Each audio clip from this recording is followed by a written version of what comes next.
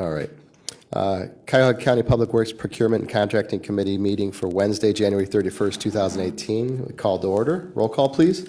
Calling the roll, Mr. Tuma. Here. Mr. Miller. Here. Ms. Conwell. Here. Mr. Schrein. Mr. Schrein is absent at the moment. Ms. Baker. Here. There is a quorum. Okay. Madam Clerk, is there any public comment related to the agenda this morning? No, Mr. Chair, no one is signed in. Okay. And could we have the approval of the minutes from January 17th, 2018 meeting, please? I move to approve. Okay, so we have a motion to approve and a second. All those in favor say aye. Aye. Aye. Okay, the ayes have it. And Madam Clerk, if you could read the first resolution for matters referred to committee. Resolution number 2017-0180, authorizing an amendment to an agreement with Cleveland Thermal for central heating and cooling services and other related services at various county facilities. Okay, and if you could please state your name for the record. Good morning, Mr. Chairman. Matt Reimer, representing the Department of Public Works. Okay, Mr. Reimer. This resolution's been before the committee on 2 occasions, and on each occasion we've had additional questions for you. If you could maybe just follow up with how we left it last time, or maybe why don't you briefly update the committee as to why we're here and where we're going with this. How's that? Understood. Thank you, Mr. Chairman, and thank you for the committee's continued consideration of this resolution. As committee members know, this resolution is intended to execute a contract amendment with Cleveland Thermal to provide chilled water and steam heating services to the county's Virgil E. Brown building located at Payne and Superior and 17th. This resolution would create a number of capabilities for the county, excuse me, in the building, as well as provide some long-term recapitalization of the heating and cooling plant that is documented in the county's capital improvement plan. We had last presented on both the occasion of October 2017 and then on January 17th, 2018 committee, various life cycle cost estimates and walked through some of the aspects of those, as well as I presented a value statement for a number of benefits and capability gains that the county would gain with executing this amendment and providing heating and cooling in this fashion. The questions were in regard to number one, the extension of the proposed chilled water service line. Should there be additional customers that come on that line, specifically the CMHA property located at Bone Tower at 1300 Superior? And as well as on the value statement aspects that I offered on January 17th, I believe it was Councilwoman Baker that asked me to provide some estimates that went along with those value statements. So it should be in front of you that I provided the clerk and via electronically last week to the committee are my answers to those questions. The first question was from Councilman Schrein and dealt with shouldn't we be seeking a reduction in costs of the services should this line extension be applied to other customers. And so we worked with our Cleveland Thermal. As you know, they are our contract provider for a number of buildings, so we worked with them and we were able to agree to terms of a 200-ton estimated capacity charge reduction should the Bone Tower property come online as a result of this line extension. This would be an estimated $59,780 reduction in the value of the proposed amendment over the course of the 16-year agreement that is proposed.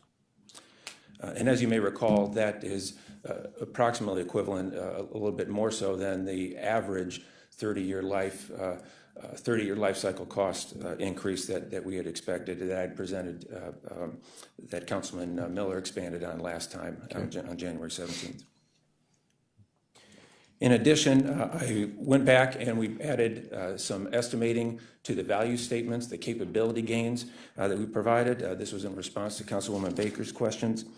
Specifically, on my personnel front, I'm sorry, go ahead, Mr. Chairman. No, I'm okay. I'm listening. On the personnel front, I had presented a value statement that simplification of my mechanical room in that building would provide some significant benefits to my stationary engineer workforce that could focus on other systems of the building and other aspects of county-wide facilities, since I am lean on my stationary engineer workforce. Specifically, we looked at the gains that we could be providing to other systems. That capability gain we estimated at a 0.6 full-time equivalent of a stationary engineer 1 position, which has a net benefit of an estimated $52,641 a year for that 0.61 full-time equivalent position. Excuse me, 0.6, 60% of a full-time equivalent. Secondly,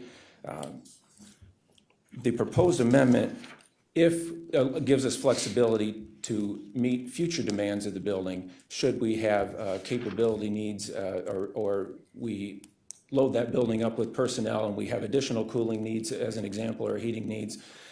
This amendment and this way of performing heating and cooling is scalable. So we only use what the demand is, and we can escalate that should our demand increase, our personnel demand increase.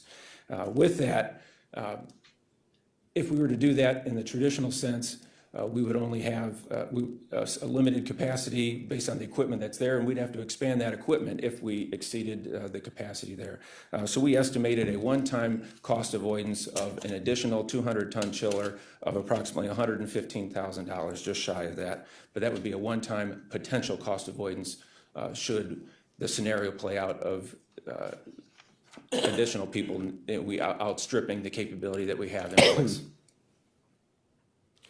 The third value, was there a question? I'm sorry, Mr. Chairman. Okay, we'll wait till we get through these and then we'll ask questions. Thank you, Mr. Chairman. And the third value statement that I provided, that we'd be able to provide year-round cooling capabilities. This is a very difficult one to estimate. However, we work with the Department of Health and Human Services. We have approximately 800 personnel in the Virgil E. Brown building from the Department of Health and Human Services. On any given day, that average salary per person, according to their input, is approximately $40,000. There are workplace studies that have been performed by U.S. Green Building Council and endorsed by them that estimate a potential 6% productivity loss due to too warm temperatures. So with that, this is all very weather dependent, but a per day, if we were in a need of a cooling mode on a warm winter day, we would have approximately $7,000 in productivity losses using those estimated values as a result of not being able to cool the building during the heating season or provide an adequate temperature, thermal comfort in the heating season. So that number of days per year would greatly be influenced by the number of warm winter versus cold winter. So I estimated that on a per day basis on a potential productivity loss. Stand ready for your questions. Okay, we'll start with Ms. Baker and then Ms. Conwell. Thank you for your investigation and analysis. I appreciate it. It's good to be able to see where some of these savings could be realized. I guess, looking this over, the first one under A, the $59,700 annual, did you say that was over 16 years? So that would be divided by 16. Mr. Chairman, to the Councilwoman, no, that would be $59,780 per year. Per year. Over the life of the 16-year agreement. Okay, that's good to know. Okay. The second, the 0.6 full-time equivalent in the stationary engineer, are you saying that, I'm not quite sure what you're saying. You're saying that we would be able to share a person that we can't share now because of the lack of need that currently is in place? Mr. Chairman, to the Councilwoman, yes, in effect, Councilwoman, the current cooling plant would be similar, in the hypothetical, the current cooling plant and heating plant similar to replacing it in kind.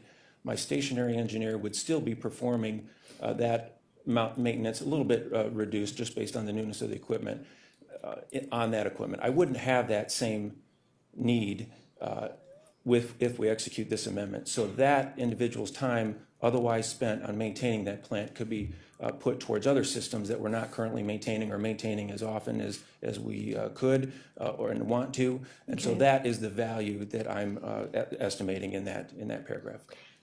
And just to follow up with that, there is, right now, you're not able to maintain as often as you'd like. There is a true need of keeping that employee for other systems because his need for this particular one will not be there.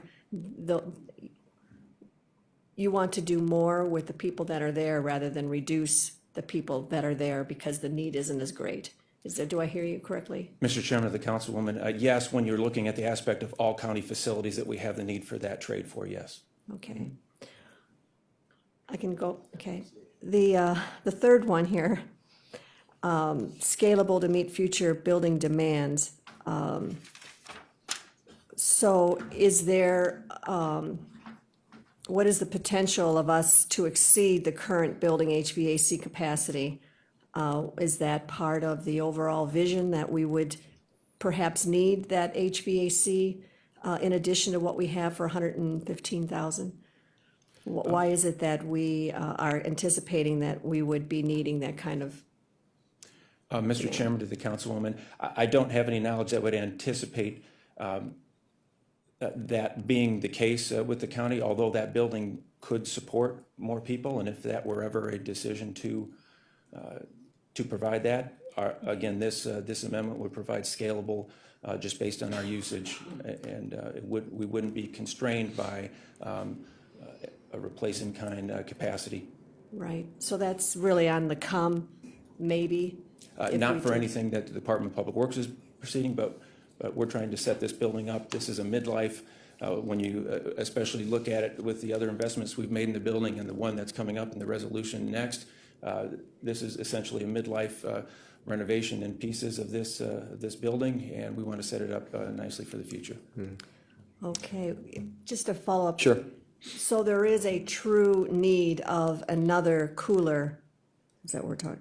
That if the building was at capacity, we would have to put in more at that time if this building did exceed or at least meet what it could meet for building demands. All right, is that what we're saying? That this is a real need. If we were to meet the capacity of this building, we would be spending 115,000 more. If in a hypothetical, we were to exceed the demand that we would otherwise construct in place, yes, the only other way to gain capacity is to add capacity, and this is based on an additional 200-ton capacity, should that ever come to fruition in the future. Okay.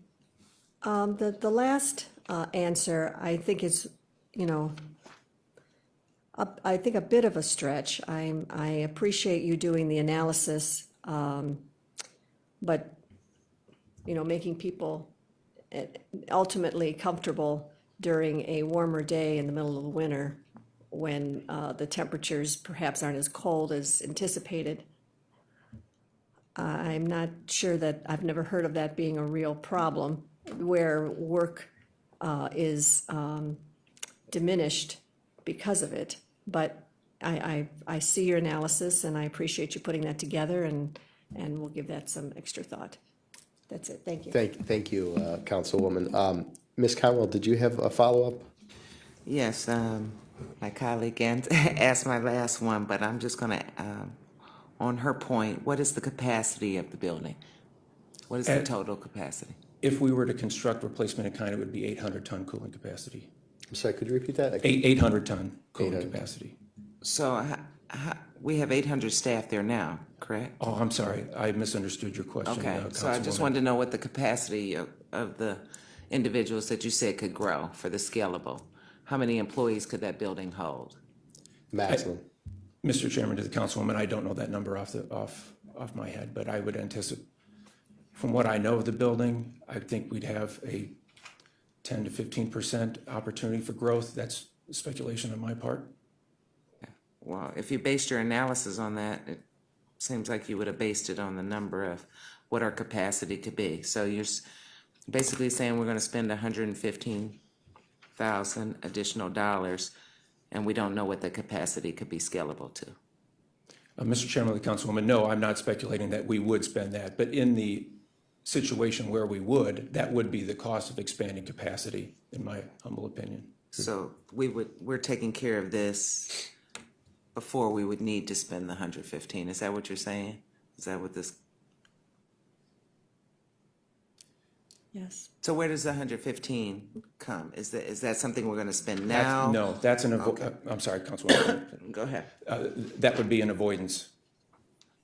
So we would save 115,000. That would be an avoidance, yes, Councilwoman. If you can get us the capacity of what that building could actually hold in individuals, that would be good. We can provide an estimated capacity on that. Okay, yes, I see Councilwoman. Ms. Baker, you have something else? Only that, to follow up on my Councilwoman's question. So we are, if I'm understanding this correctly, we are actually installing overcapacity. We are placing something in there that can take care of more than the current needs. Excuse me, Ms. Baker, I'm sorry, could you I'm press? sorry, I thought I did. We are taking care of, we are over capacity in this building because it can, in fact, take care of more people than what's there. Because we would have to add more equipment if we didn't install this. It just seems that we are adding a larger unit than needed for the future of having more people in that building. Is that, Mr. Chairman of the Councilwoman, no, because that is not what we're proposing. You had asked me to give a value statement for today? what we'd be avoiding by doing this. What we'd be avoiding is having to add a capacity if there were a demand in the future. I don't know what that demand could or may be. It could be function, it could be number of personnel. But what I'm proposing on the contract amendment avoids having to do that because we would just draw that capacity from the utility system. We wouldn't have to, we're not constructing anything that is limited by capacity. It's only limited by how much we use and consume, and that would be the function then of what we pay the utility. Okay, and just for the record, Councilman Schron joined us a few moments ago, and he has a follow-up question as well. First, I apologize for being late. It's been a crazy day and a half in my life, but you don't need to hear about that. And I appreciate you answering my question in the body of that, and I apologize for not being here to hear it specifically. Whenever, at least my awareness of buying a utility, which is what I consider Cleveland Thermal to be, basically a quasi-utility, the way they provide the service out there. When you buy capacity for potential future use, you are telling the supplier, whether it's electric supplier or gas supplier, that some point in my life I might need that additional capacity. And I think that's what, at least if I understand it, that's what's being said here. And if I am the supplier, I price that into my base rates. So we are paying this amount of money in the base rate. Is that a correct assumption? So it's not that these are avoidance costs. We are actually accepting these costs in the base rate. Would that be a correct statement? We are already paying for this capacity. What would our rates be but for this additional capacity? Mr. Reimer? Mr. Chairman of the Councilman, Mr. Councilman, could you repeat that last part of your question? Okay, yeah, sorry, it sounded legalistic, didn't it? What would assuming that our base rate has a contingent capacity built into it, which is the only way they're going to say, I can give you this additional cooling and heating, is that they have already forecasted that should you ever need it, we will provide that on demand. Is that in the fee to which we are paying right now for the services? Mr. Chairman of the Councilwoman, there are two primary fee components in our current contract, which would be extended into this building should they happen. One is the capacity charge that you alluded to, and one is the actual consumption by unit of steam and or chilled water. On the chilled water side, the capacity charge is, yes, approximately $298.90 per ton per year. Approximately 90 cents, huh? Okay. I say I thought that was approximately cute. because I'm trying to remember. That's okay. I can No. flip to my It notes. was but, yeah. I get it. Right. I just chuckle over the 90 cents approximately. That's right. So if, for example, in the year 2025, there's a mission need to do things much greater than what we're doing in that building, and we need to increase that tonnage capacity. We would reserve additional capacity at the chilled water plant at a rate of whatever the demand rates are at that time. But at this current time, it'd be, for 100 tons, it'd be approximately $29,000 annually for that capacity charge increase. Okay, one is you said there were two rate components, at least I thought I understood. One is the charge for consumption, the other is the capacity for us to draw additional demand on, is what I assume. That's specific to the chill water side, yes, Councilman. Would the capacity charge be lower if we did not factor in this potential and only came back and negotiated at the time? Because the electric folks that provide power to my building, they provide it at peak rate, peak consumption, even though there's probably 20%, 30% that we're hit peak, the rest of the time we're below peak. But we have to pay for it as though we're always going to be at peak. Right. I assume that's what this capacity charge is. So when you say that if we didn't go this route with Cleveland Thermal, we'd have to pick up these additional costs. If we were going to go and add these mechanical components ourselves, is that what I'm understanding here? Mr. Chairman of the Councilwoman, no, sir, that's not what I'm suggesting. No, I didn't say you're suggesting. Okay. I think that you are saying this cost avoidance, because we're not doing these things specifically to our building. Is that correct? Councilman, if you Sure, please. mind, I'd like to explain it a different way. I think Okay. I'm two projects side by side, one being replacing my chilled water system in kind with a 400-ton chiller capacity. Two new chillers, two new 400-ton chillers, 800 tons capacity. I also have this alternative that we're proposing that reserves 800 tons of capacity, same capacity across both projects with Cleveland Thermal. What I'm suggesting, and trying to respond to Councilwoman Baker on item 2B of my response, is should there ever be a future need to increase that beyond 800 tons in either scenario, what I would have to do on if I had an in-house plant, I'd have to buy another chiller. That's correct. I And install got another that. chiller. And on the Cleveland Thermal side, I would just have to negotiate an additional ton capacity reservation at their chilled water plant at the rate of approximately $298 per ton per year, current rates. So in current dollars, that's either a scenario of $115,000 for a new 200-ton chiller, or if an equivalent capacity of 200 tons, another $59,780. So in that scenario where I would have to increase capacity in either one of those, it costs me less to buy that capacity with the proposed amendment than it would be to add a third chiller. Does that help explain it a little bit better? Well, that's what I was trying to get to, whether or not you were paying anything in capacity to be able to upgrade it should you ever need it from Cleveland Thermal. It's not in your base. There is no surcharge for the base rate to be able to say, hey, if tomorrow I want to add capacity, they are guaranteeing you could add that capacity. Mr. Chairman of the Council, At a Councilman, rate, no. but they're guaranteed. No, we are not, we don't have that reservation. It's only the peak of 800 tons, similar to what we would construct if we would do the alternative. Okay, so if tomorrow you needed it, they guarantee you that they will provide that to you at a fee, at this $52,000 fee. Is that correct? That they will not say, oh, no, we've exceeded our capacity at the plant. We've had so many new customers come online. I'm sorry, but we can't provide that to you? No, they would not say that to us, Councilman. You're sure? Okay, that's in our agreement, right?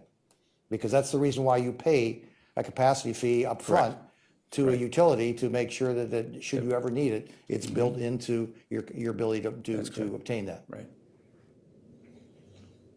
Okay, thank you. Chair, thank you. Councilman Schron, that, it gets a little bit in the weeds for me, but that is exactly where I was going. I appreciate it. Right, I think that was probably the clearest explanation we've had since we've started this process, and that's just, Sometimes by being absent, you bring. no, that's okay.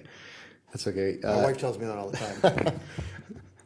And surely, Mr. Ryman, you understand where we're coming from. A lot of the long-term proposals or information. They're estimates and various value markers that you're providing for us, and so a lot of times when we have things from public works, we have very specific figures as to this is what it's going to be 20 years from now, 30 years from now. And a lot of this is just kind of, we're trying to pull this stuff together and see what the best resolution would be in this situation as to what makes the most economic sense and most feasible at the same time. Both short-term, there's a short-term issue here and a long-term issue too. And I understand you're trying to address the long-term issue with this building. Just as an aside, since I don't know if I could say I'm new anymore, but I'm still learning here. This building itself, the Virgil Brown building, so the remainder of the building is in good shape. So if you do make an investment like this long-term, the county is well invested or in this facility? Mr. Chairman, assuming a positive outcome to the next resolution, yes, sir. That would be the main component that is not currently in good condition that Yeah. we need to address, and that's why we're before you on that resolution as well. Okay. Any further questions? Ms. Conwell? I don't have a question. I'd just like to make a statement. I was trying to think about which building I was in, and I believe it was the Jane Edna Hunter building when they actually didn't have air one summer. And it was the way the design and the way it was made up was really uncomfortable for the staff. So I thought it was in the exact building where I could say, yeah, I've experienced it for a brief moment.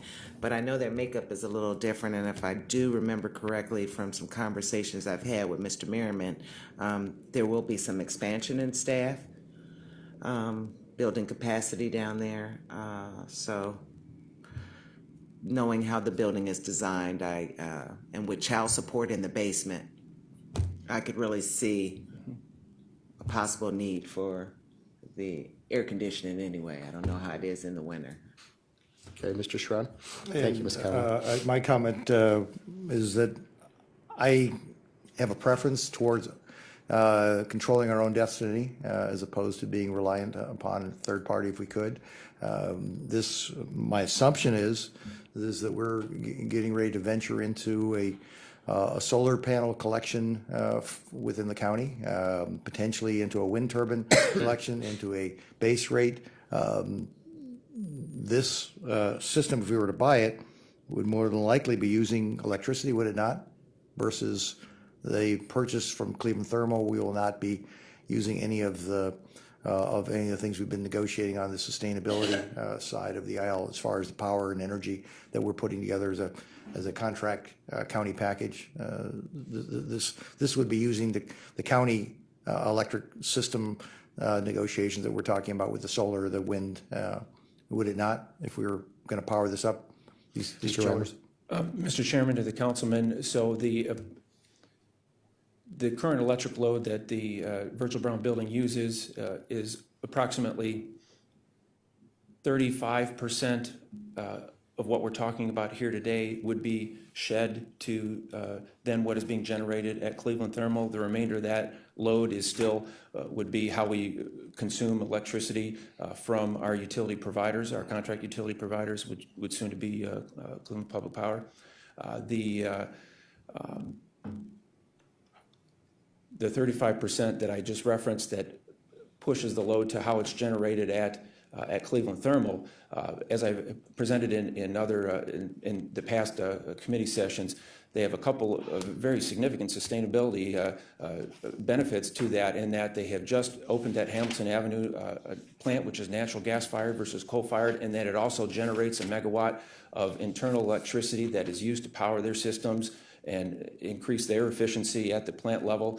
So there are significant sustainability benefits of having our load go to, if you will, go to as that plant generates it, instead of us generating it on site against our utility providers, as you mentioned. So if I understand you correctly, you are suggesting that the calculated kilowatt usage that was going through this building is going to be transferred through to Cleveland Thermal for their kilowatt usage, and will it show up on our commitment to CPI, to CPP, excuse me, as to the amount of kilowatts that we have promised them that we're going to take off on the sustainability? Because this is a big draw. This is a big drawing building. Will we get credit for this on CPP? Do you know that if Cleveland Thermal buys their energy from CPP versus CEI? Councilman, I don't know the answer to that question. So it's pretty tough for us to get any credit if they're not a CPP customer. And you're talking about this is a fairly heavy demand. I would love to be able, if they're CPP, I think we're getting a lifeline asking that question. Hopefully we'll find out. But perhaps we could get that negotiated right up front with CPP. It is CPP. They are drawing from. I just actually spoke to Cleveland. Yeah, of course. Michael Dever with Public Works. I just spoke with Cleveland Thermal representatives are here with us, and they are drawing from Cleveland Public Power. Yeah, right, CPP. Okay, great. And but perhaps it would make sense, seeing how we made not corporate, we made a county commitment of energy that we are going to draw off of the sustainability project. Understood. It would be very easy, I think, to say, hey, we were drawing that energy. This is part of our commitment.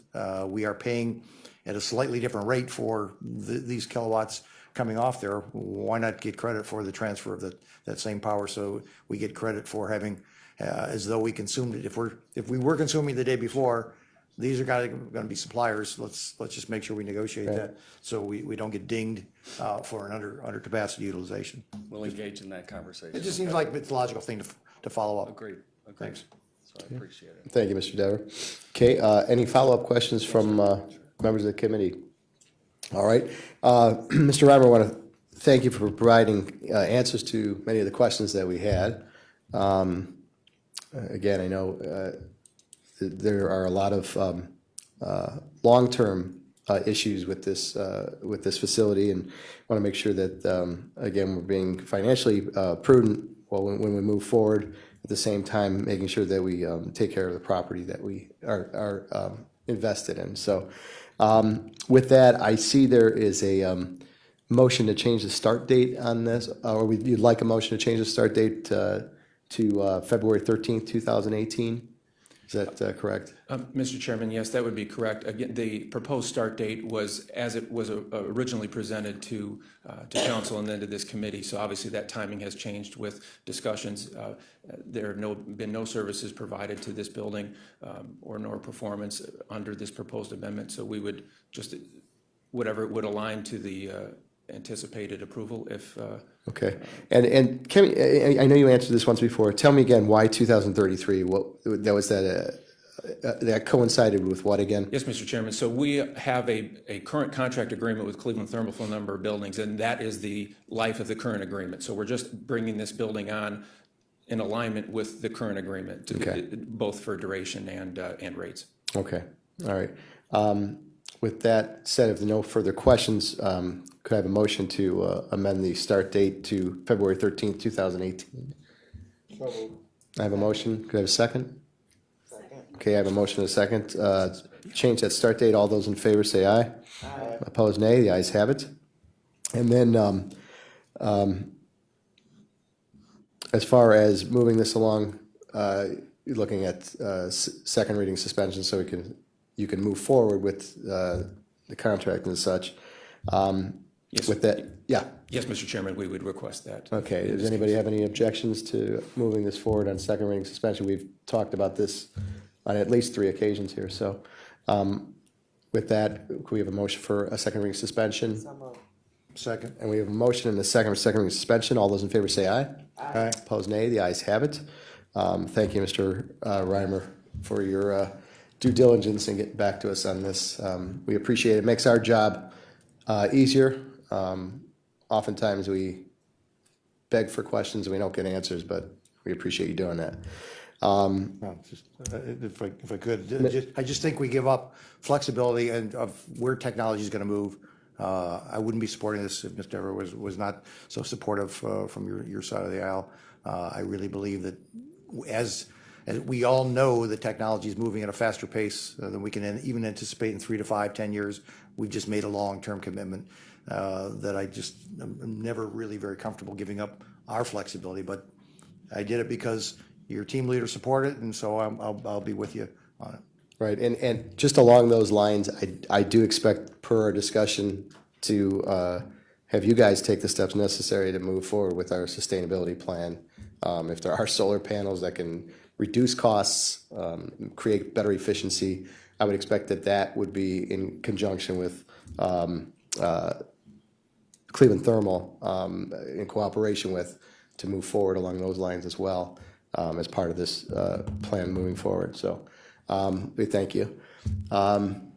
With that said, Madam Clerk, if you could read the second resolution. Resolution number 2018-0019, making an award on requisition number 41056 to Tarek Roofing in the amount not to exceed $3,068,857 for the Virgil E. Brown Building Roof Replacement Project. Okay, and Mr. Reimer, I see you're here. You don't hold residency at the Virgil Brown Building, do you? No, I'm teasing. I do not, Mr. Chairman. Okay, if you could maybe explain to the committee this resolution. Hi, Mr. Chairman, committee members. Thank you again for, consideration of the past resolution that we just moved. This particular resolution is for a complete roof replacement at the Virgil E. Brown Building. It is needed, and it has been documented on the capital improvement plan that was before this council in 2017, and then again, a piece of it on the 2018 budget resolution that incorporated a piece of the repair. The Virgil Brown Building has a roof structure that has approximately 37,000 square feet, a little bit less than that of roof surface, and we are replacing all of it with this proposed contract. Excuse me. We're going to be replacing it with a 30-year system. We have done an analysis backdating in early 2017. That analysis indicated that we have significant disrepair of the insulation system of the building. It's significantly water intruded everywhere, anywhere, depending on the roof location, from 36% water content to 86% in some locations. So we've got a poorly performing thermal roof system that needs to be replaced. What we're proposing here, inconsistent with the capital improvement plan and the budget, would tear off the roof completely down to the steel roof decking, and then we rebuild it up with a modern roofing system. We also have a significant amount of skylights in that building. If you can picture the building, there are 3 main skylights totaling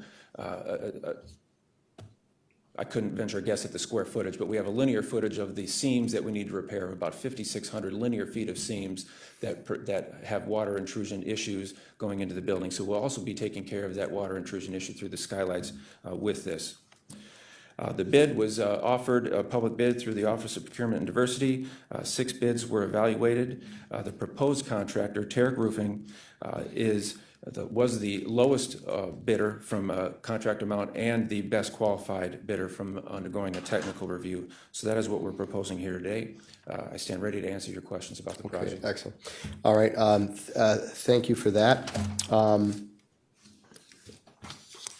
So the lowest and best bidder here.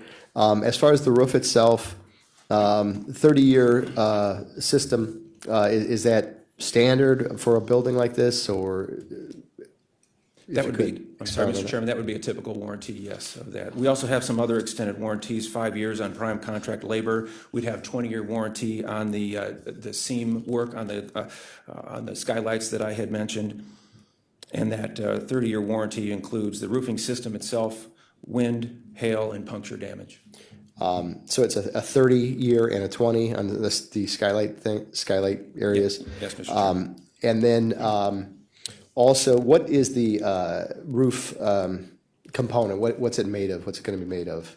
It is a single layer EPDM roofing membrane. What is EPDM? Jack might know that, I don't. So It's a black sheet roofing with a 3-inch polyiso roofing insulation board and appropriate thermal barriers against the steel decking. Okay. And, okay, I have no further questions. Ms. Conwell? Take it as a flat roof, correct? It is a flat roof, And yes, you're Councilwoman. putting on the black, you said the black tar No, it is a EPDM black membrane. Rubber is appropriate, yes. So was there any thought looked at for a green roof of any kind? Councilwoman, we did. We partnered with the Department of Sustainability on this particular roof project. We evaluated both some solar applications on this roof as well as green roof applications. We were unable to determine any of those candidates to be successful for this roof just based on height and wind applications, as well as this building structure itself wasn't going to support it. We are looking at those applications on other projects that we have that are coming up in the capital plan. Thank you. But we did not find these to a candidate, nor did our roofing consultant that provided the designer of record services. Just to reiterate, the 30-year warranty covers what again? Wind? It covers the roofing system in general, not just the membrane, but the whole roofing system from wind, hail, and puncture damage. Okay. Okay. And obviously water penetration defects, okay. yes. Mr. Schron? Thank you, Mr. Chairman. When you get down to the steel substructure, as far as the decking, do we have any idea what that looks like right now?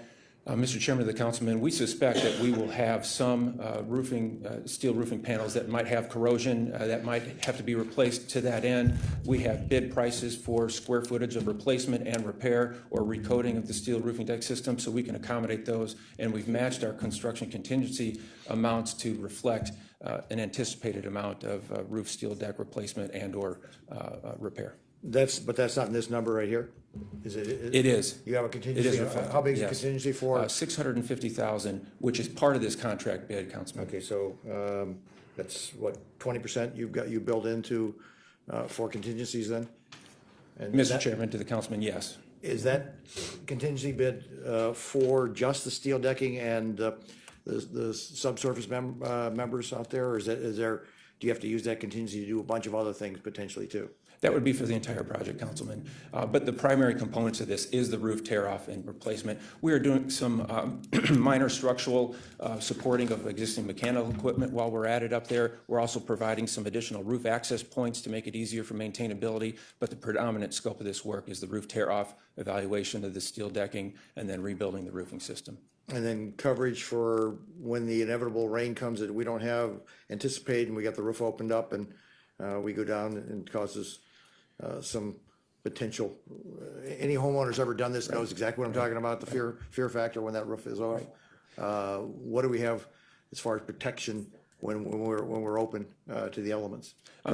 You're not gonna go immediately from a damaged, corroded roof decking and membrane immediately to a roof system, so that's weeks to get you back up to speed. Correct. Mr. Chairman, to the Councilman, yes. So what I've learned from the roofing industry is that they pay very close attention to the weather forecast, and they will call off at the slightest chance. Excuse me. But they'll also be working in phases, and we'll work with the contractor on the phasing plan to that they can only uncover what they can properly either temporarily or permanently recover for weather protection. And if there were a case where they did not, that would be on the contractor as far as those damages. Okay, that was gonna be the next series of questions. What do we have in the way of protection for damages as a result of, because a lot of times they have a condition in there that says, hey, that was a force majeure, it was a weather-related incident, so we can't be held accountable for what happens as a result of this. Do we have the responsibility 100% on the contractor should the weather be a factor that causes damage to the interior part of this building? Yes, Councilman. Okay. And we would have a number of options to be able to do that. One, require the contractor to perform that mitigation, which is the first alternative. The other, we could use our trades and then bill back. So we could do a couple of alternatives in that scenario. Okay, and so the indication was that the warranty for the superstructure, and I assume that, is that gonna extend down to the substructure too, if you end up having to replace decking? Is that still part of a 30-year warranty? Because you wouldn't have a 5-year steel warranty underneath a 30-year decking, or roofing warranty. What is the warranty for all the decking material? Because a lot of times what happens is gremlins get found later on after the fact. You have to reopen this up.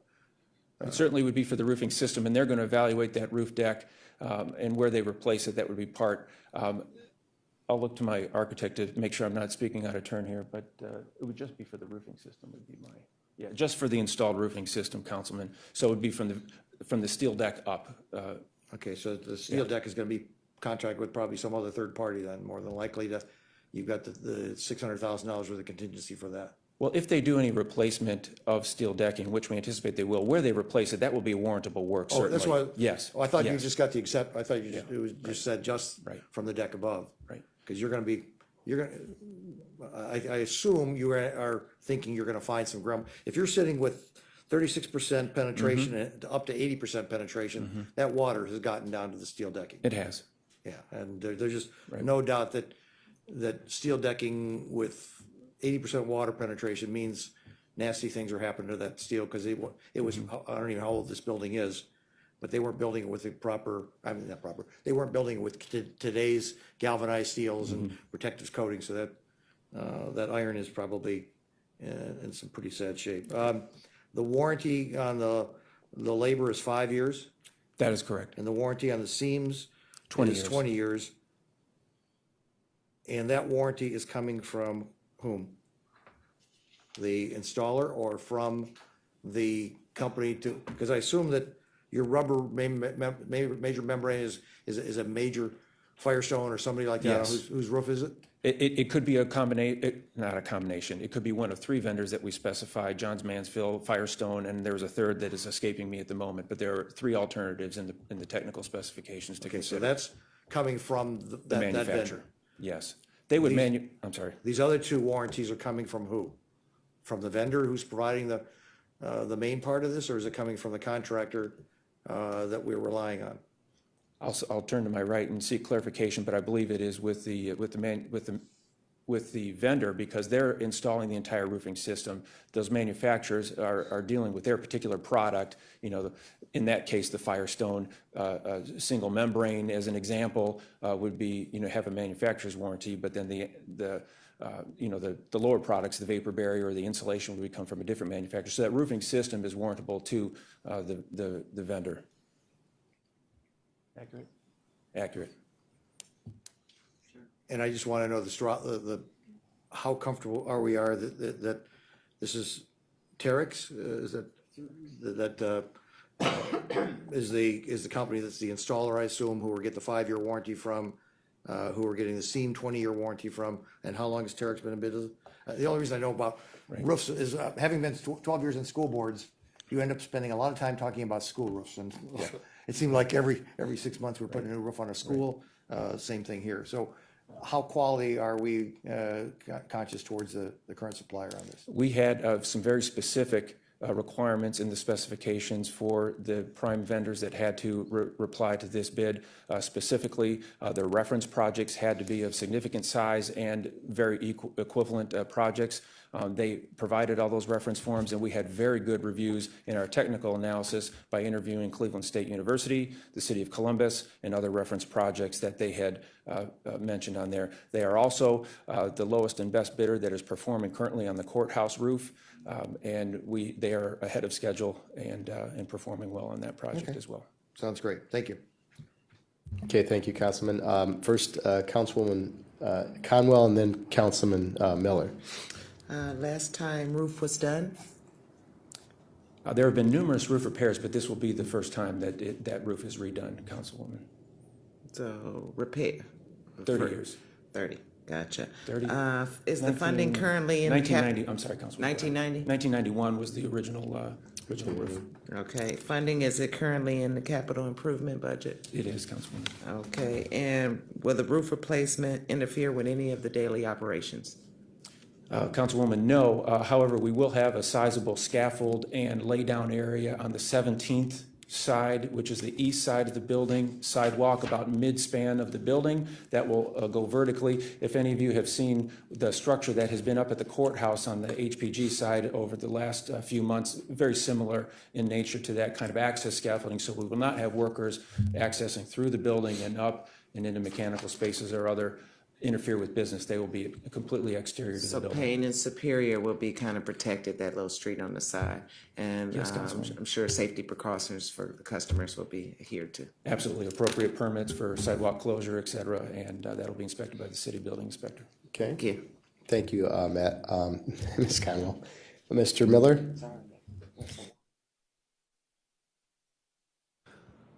Mr. Chairman, Mr. Reimer, since the current roof is 30 years old, I presume in the meantime there's been improvements in the capability of materials used, and my question is whether this roof, even though we're not doing green construction, is it going to be able to provide efficiencies in insulation, heating, and cooling so that we can save some operating money? And if yes, can you quantify that for us? Understood. Mr. Chairman, to the councilman, yes, we expect efficiencies out of this system. An EPDM roofing system is a very common roofing system being built today in this northern climate region.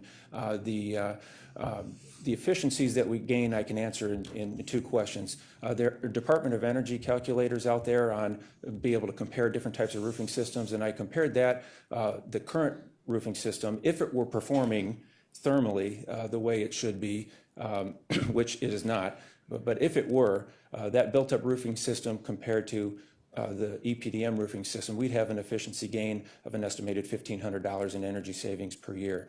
But we're going to well exceed that because we have a very poor performing roofing system that, as we have mentioned, is fraught with moisture in its system, and that is not a good thermal barrier. So we expect to certainly exceed that for sure, and by a good amount on those energy savings. Was there any minority or small business participation requested for this contract, and if so, what was achieved? There was, Councilman. What was achieved was a compliance by the Office of Procurement and Diversity in the tune of 2% SPE, 9% MBE, and 4% WBE. Okay, and so that was in line with what was put into the contract, is that correct? Mr. Chairman of the Councilman, the goals were aggressive in this case. They were 7% SPE compared to 2% achieved, 17% MBE compared to 9% achieved, and 6% WBE compared to 4% achieved. Those diversity goals, this was the only vendor on the bid tabulation sheet that was marked as compliant by Office of Procurement and Diversity. They did have a partial waiver request that was approved and endorsed. The explanation I can give here is that we had some very specific requirements on the prime contractor being a roofing contractor with the relevant experience, and when you have a predominantly single trade project, you really restrict your ability to meet aggressive goals across the board on many trades that can come to the table. So we knew that was going to be a challenge on this one, but this vendor did a good job and a very good faith effort to achieve, one, what they were able to, and two, to document their efforts of where they were unable to increase those. Okay, and ultimately, is any of the money from this project coming from the HHS levy, or is it all narrowly speaking general fund? Mr. Chairman of the Councilman, to my knowledge, the appropriation is being set up in consultation with Department of Health and Human Services, with public assistance funding being the primary component, as reflected in the capital plan. Okay, fine, thank you. Okay, any further questions? You're looking to move this along when?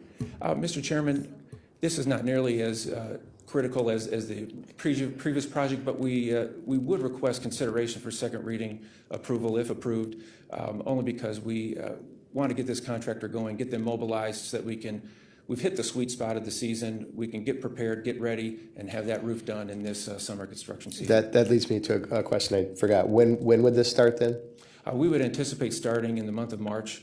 Approximately March 1st would be mobilization, but administrative performance of the contract would be as soon as approved. Okay, and then I don't know, you might have answered this, anticipated end date? October of this year. October, okay. Mr. Miller? I'll make a motion to refer Resolution 2018-0019 to the full council with recommendation to council leadership for second reading suspension. Okay, we have a motion for second reading suspension and a second. All those in favor say aye. Aye. Opposed, nay. Ayes have it. Okay, thank you, Mr. Reimer. Thank you, Mr. Chairman. Okay, is there any other miscellaneous business before the Public Works Committee from council members or? Okay, seeing none, is there any other public comment? Madam No, Clerk? Mr. Chair, no one has signed in. Okay, with that, could I have a motion to adjourn? So moved. I have a motion and a second to adjourn. All those in favor say aye. Opposed, nay. Ayes have it.